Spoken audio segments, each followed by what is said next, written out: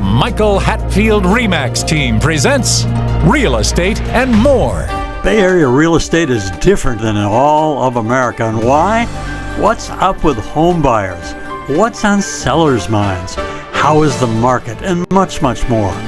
Now, here's your host, Michael Hatfield. Welcome back to the Real Estate and More show. I'm so glad you're here. Today, we got my partner, Nancy. She's here to talk over a few things. We're going to call this episode Just Talking. We're going to talk a bit about the Sitzer-Burnett class action lawsuit settlement that was against the National Association of Realtors, and it has been in effect since August 17th. So we're 1 month in, pretty much, talking today. Welcome to the show, Nance. Thank you, Michael. Happy to be here. Hey, Nancy, let's talk about a housing market today, right as we speak. Let's talk about it first.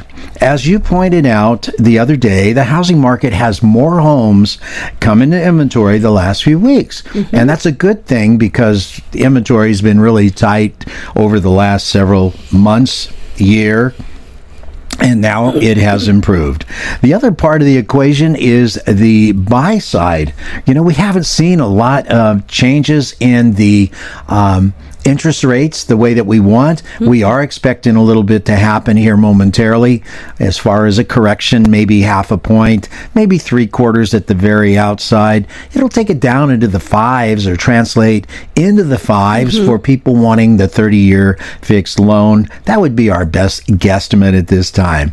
So with the interest rates slightly trending downward, has it motivated the buyers in your view to buy? Well, one would think from looking at a historical standpoint, in an election year for mortgage rates to come down, right? They would think that would happen and they'd be more likable and people would be interested in buying. But when we put together the inventory increasing some, but not a lot of buyer help with those mortgage rates, how's the market today or as we speak? Let's talk about that. Well, you know, we were discussing recently that on a national basis, the new home builder sentiment has improved, and that was back in March when that report came out, and it was very encouraging.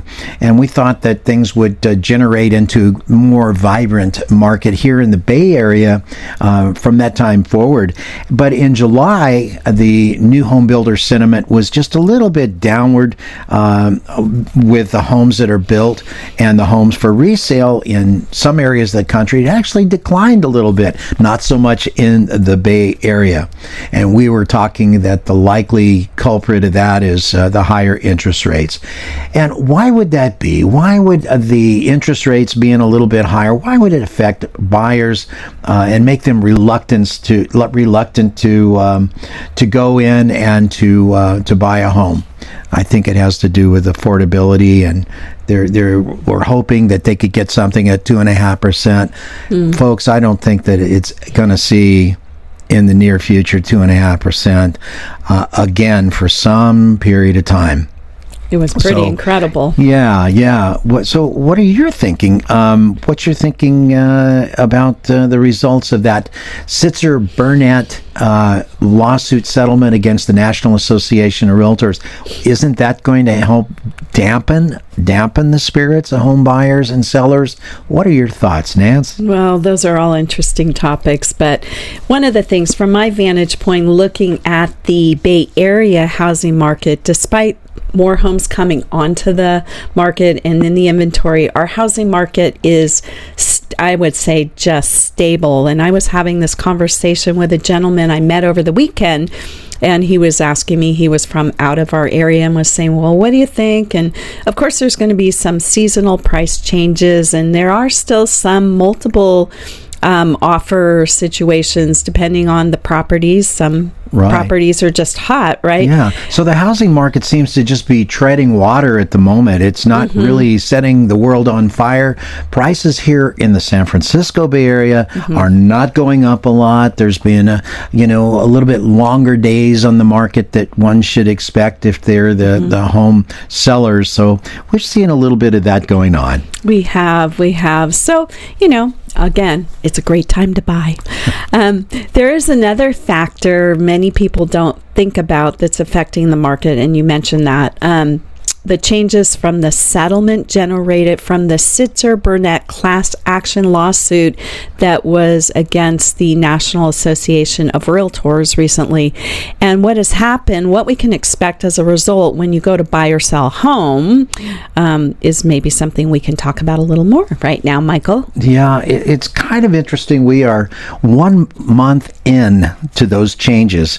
11 documents that have been generated to try and comply with the requirements of the settlement that realtors are having to deal with.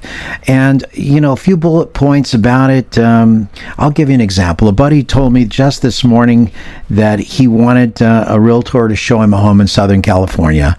And he was really surprised to have a buyer representation agreement placed in front of him. And he was specifically told that he had to sign that buyer representation agreement if he was going to be looking at a home. 5 pages that document is, and it's called the buyer representation agreement, and it's required for a homeowner to be not a homeowner, but a potential buyer to be shown a home that he's interested in, that's on the market or not on the market. It's crazy. And it is surprising to buyers because before a buyer would call us up and we'd say, sure, we'll show you 5-10 homes, no issue. And nowadays we're going to have to explain that this is a requirement and you need to sign a buyer representation agreement. And although sometimes those were used in the past, not to this degree, which is going to be every time you show buyers homes, you're going to have that. So anyways, that's kind of interesting. But wow. So what is this? What is this buyer's representation agreement? What does it state? Well, it states who will pay the buyer's broker's agent compensation. Right. Well, it seems like it was done before, but the major complaint of the lawsuit was that buyers did not have an opportunity to negotiate what they paid their actual buyer's broker. And as a pertinent aside, the way the commission or compensation works for a buyer's broker is the broker has to have the agent working under him, so the compensation goes to the broker first, and then the broker actually pays her salesman, and that's how it worked. In the past, it's always been like whatever the market will yield as far as what would be paid to the buyer's broker and the buyer's agent, and if it wasn't much, then it would indicate not so much, but it's always been negotiable. Exactly. So that's a big change. Yes. Okay. So in today's world where skilled agents represent clients in the complex real estate buy-or-sell transactions, do you think we really need more complexity in the process? But I mean, whether or not, it looks like we haven't anyways. Interestingly, we were speaking with a client this morning, and she was talking about how her marketplace in the Phoenix, Arizona area is adjusting, and some of that may be contributable to the changes in the, with the settlement, right? So that's part of it, and then that market is not the Bay Area market either. No. And actually, even though the National Association of Realtors settlement applies to all of the MLSs in the country, this was actually generated from a lawsuit that was primarily designed for other areas other than California. California is just included and therefore has to change a lot of the documentation that it does. I'm going to go off of our normal script on this one and say California, in my view, has a very good buy-sell contract. The residential purchase agreement and all of its associated documents are very, in my view, very fair to a buyer and to a seller. The way that the compensation for the buyer's broker and agent was paid in the past was negotiated, but now it's just a little bit different, and all of the new documentation that the agents are having to deal with now, it was pretty much the same, and I imagine it will be a lot as a net result, a lot the same as a net result in future. So, yep, it's a little bit different. We're 1 month in since August 17th when all of the forms came to pass, and we've been looking at it and dealing with it, but it's going to be okay, So there's also now a requirement that a broker or an agent representing the buyer that they're working with, the buyer's got to sign this buyer representation agreement. Mm-hmm. It looks a little bit ominous when you look at it, and so therefore it falls on the back of the actual buyer's agent to explain what all of those clauses mean. Mm-hmm. Once you understand them, you'll realize the net result is that if the buyer's broker is not paid in the transaction, that you would be responsible for that compensation out of your own funds. The difference in what I do not care for about the new procedure is that most buyers, they're trying to scrape together their down payment. They don't have enough to pay the compensation to their buyers.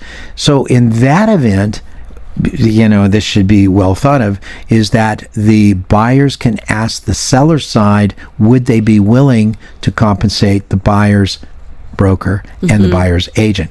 And I think that this is where we have been with our pricing for the last several decades. I think we're going to revert back to that in future. Mm-hmm. And you were saying that it's a little confusing, or it's a lot of paperwork for the agents, but I'm thinking about being a new buyer, for instance, because there's so much to learn and understand when you're going out to sell a home that you really need an expert agent helping you, a seasoned, very good agent or agents to help you, and now they've got to try and understand where previously they would go and they'd be shown homes and they wouldn't be thinking about, in addition, that compensation for the agent they're working with. And so now that's a whole nother level of confusion, I think, that's just, I don't know if it was really necessary, especially in California. Of course, that's your viewpoint and my viewpoint definitely also. My personal viewpoint. So, yeah. Well, anyway. We have to explain all of these documents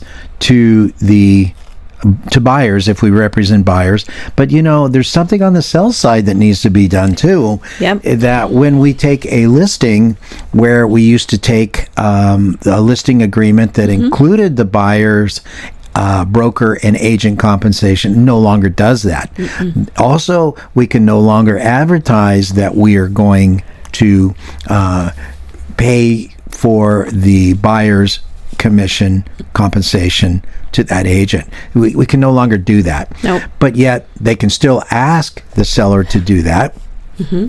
in the actual offer.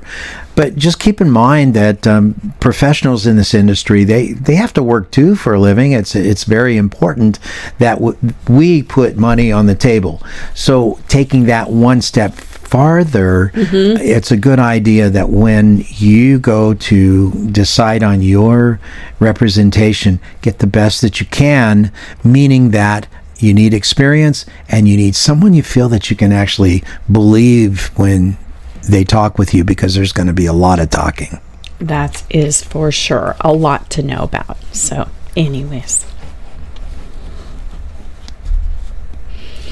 So we were talking about how buyers brokers will be paid in transactions, right?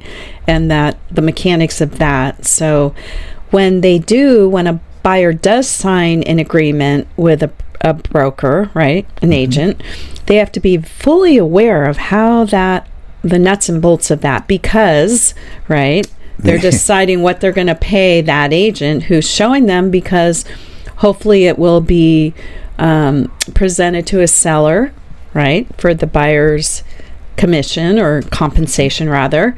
And so they have to be aware that if they can't negotiate that with a seller, for instance, right? Who's going to pay it? It's going to fall back on to the buyer per the buyer representation agreement.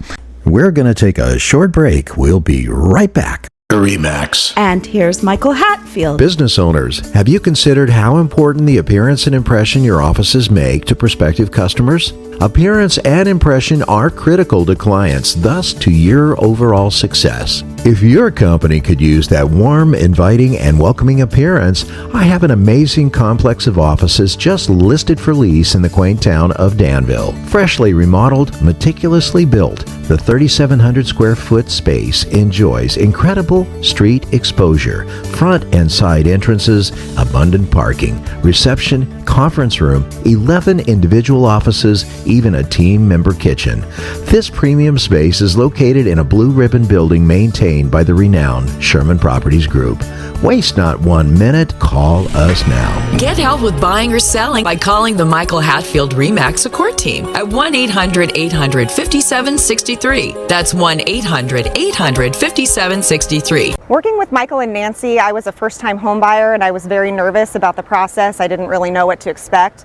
Michael and Nancy were able to take that fear away from me and answered all of my questions. They were right by my side the entire time, and they really helped me find the perfect home for me, and I'm so thankful.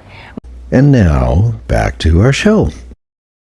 Right. But then that's okay because you don't have a deal to buy the house, meaning that seller would not be amiable to making a concession to pay the buyer's broker and buyer's agent. You're not going to have a deal anyway. So what's the big deal? And and compensation to buyers brokers, sellers brokers has always been negotiable, but now it's how the documents reflect it in its legalese, so to speak. Just to let you know, in the San Francisco Bay Area, the normal compensation over the last long time, at least I would just estimate a decade or more, has always been 2.5% of the purchase price. In that 2.5% that would go to the buyer's broker, the buyer would take a small position or piece of that particular compensation. Then he would pay, for his rent and everything else, then pay the buyer's agent, and the agent would then have to pay their rent and their requirements that they have in order to do business, and then of course taxes. So be sensitive to your real estate professionals. Nobody likes to pay money for anything if you can sneak out and get away with it. But then maybe I'm just a little bit different. I go out to dinner with people and I'm always fighting them to do my part. A lot of people are not that way. They're not, which is, I like going out. So anyways, is there anything else on that buyer representation agreement that maybe we should be pointing out at the moment? Of course, recommend that the buyers hire trusted and experienced agents, and interviewing some agents to work with and all of that's always good. So anyways. Yeah. So how does the settlement again affect the buyers, and what does it mean for the buyers? So under this new change, do the settlement with the National Association of Realtors, buyers who are wishing to see a home must first sign a buyer representation agreement. That's the one that's 5 pages. Yep, that's the one that essentially spells out the terms of the representation and the commission that's going to be paid to the buyer's broker. And that document, while continuously being modified, I think it's going to go through some additional iterations. That's just my opinion. That document's being used in its current state, but that's precisely why when a buyer undertakes the process to purchase a home, that it's very important that they like who they're working with and they trust that person, and they have great experience. Yes. Quite often, Nancy and I, representing people, we make friends out of our clients. And people say, I never thought I'd be friends with my real estate broker agent. I just never thought I would. But we do. In fact, the lady that we met with today that from Scottsdale made a special point of taking time before she went back home to meet with us and talk with us and ask about these questions that we're discussing today. And I can feel that when we talk with her that she really listens and she understands that what we tell her is what we're receiving as being the boots on the ground. Well, and it's about the honesty factor too, because we've had a number of clients who we've worked with over the years who either I worked with in another career or you did, or just we've met and established friendships, and they can trust us. And that is a huge deal right there, Michael. So anyways, moving on, in your opinion, what effect will it have on clients who are sellers, moving forward? What do you think about that? I think that sellers are going to have a lot of patience. Most listing presentations that we have done take over 2 to 3 hours. And now with the explanation of these additional documents and what that means to them, it's going to take longer. So I think our sellers are going to need a little bit more patience than what they've had in the past, because it's important to us, Nancy and I, that we explain the various types of documents that are working together. When we get done here in California, and as I mentioned earlier, I really like the contract that we have here as opposed to other states. But when we get done, we want it. It's almost a personal thing that we make sure that our clients understand these forms, the clauses, the wheretofores, the shalls, the wills, and what all these things mean to them. Because, and at the end of the day, we represent them as number one. We take their interest at heart as number one, and at the same time, we like to see that they take our interest at heart too, and not expect us to work for nothing, because that it is not something that we can do. We still have to eat. I am trying to lose weight, but we still have to eat, and I think that the important thing is, don't go to the internet for your answers. You can, but when it comes time to getting serious about it, pick up the telephone, go old school, great school for once, and talk to your trusted real estate people that are, I like full service agents. I like agents that'll take the time, sit down and talk to me and let me know what is actually going on. Well, it's amazing what a conversation can do versus a text string too. So that's another thought. But yeah, I was going to ask you, do you think it's acceptable for a buyer's compensation to be negotiated by the buyer when he or she places an offer? Going back to that, I mean, you think so, right? Yeah. Okay. Absolutely. That is one of the key points, I think, going forward with the changes that we've made as trusted real estate agents, is that we ask the seller, hey, seller, you understand what we're dealing with, and you understand that buyers are normally not super flush on cash, and they're having to put all of the down payment money into escrow to buy the home. And if you are amenable to looking at that, you can have a serious consideration of your price. You should take a look at actually taking care of the buyer's broker compensation as well. Now that these changes have been in practice for a few weeks, what's your take on that? How do you think they're being received with individuals that we're interacting with? That's a really good question, Nance. You know as well as I do that we're having to explain a lot more. But then again, I haven't been too short for words in my life. In fact, we had a neighbor over last night. She says, go to that reunion up there in Ohio where the Delta pilot. She says, and I said, why should I do that? I mean, I enjoyed the guys and the ladies when I was flying out of that base for the airline. But she says, because you like to talk. Well, here's our opportunity. The complexity of the settlement documents that we are adding to the mix or into the mix require us to talk a bit more. You do like to talk, and even this morning when we were out with our former client and we were in line, I looked at her and I said, see, there's Michael. He never met a stranger. He has no shortage of words. So I think it runs in the family. That's almost embarrassing. It's kind of cute, actually. Yeah. Now you're listening to the Real Estate and More Show, Just Talking episode. And I'm your host, Michael Hatfield, your co-host, Nancy Hatfield. And now back to our show. Okay. So one of the other questions is this settlement, this Sitzer-Burnett, right? I'm saying Correct. it correctly.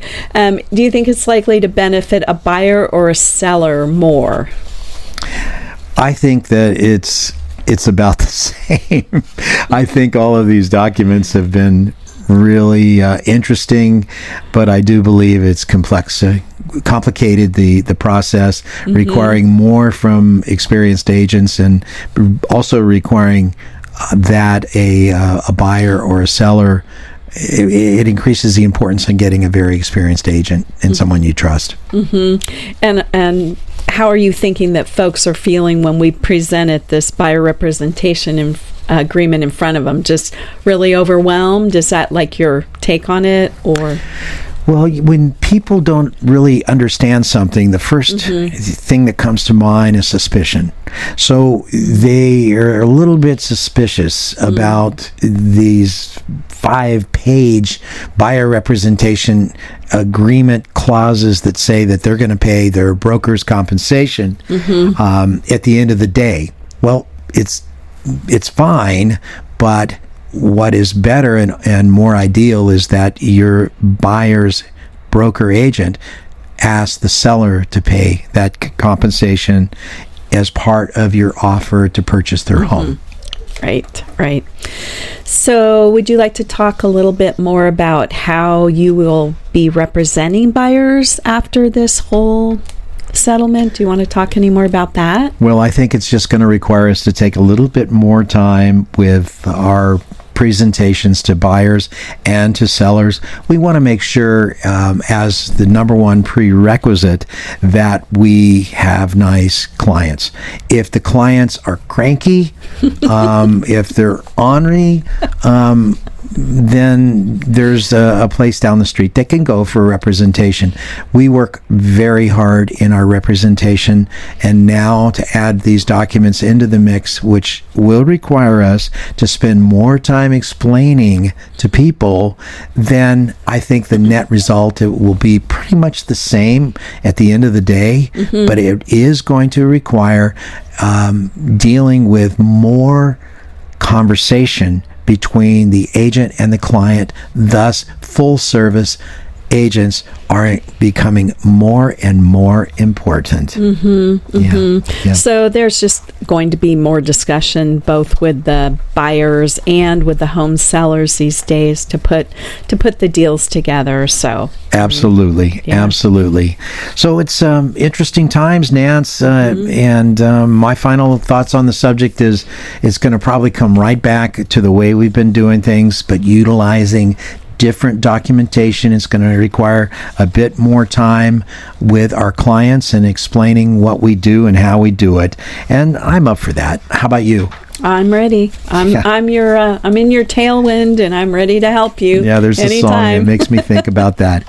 So a big thank you to Nancy and her insight this day. Thank you, Nance, for being on the show. Next week, I hope you tune in, and in the meantime, have a blessed week. Please remember to go to our new YouTube handle, My Real Talk Show. That's My Real Talk Show at youtube.com, and touch that subscribe button.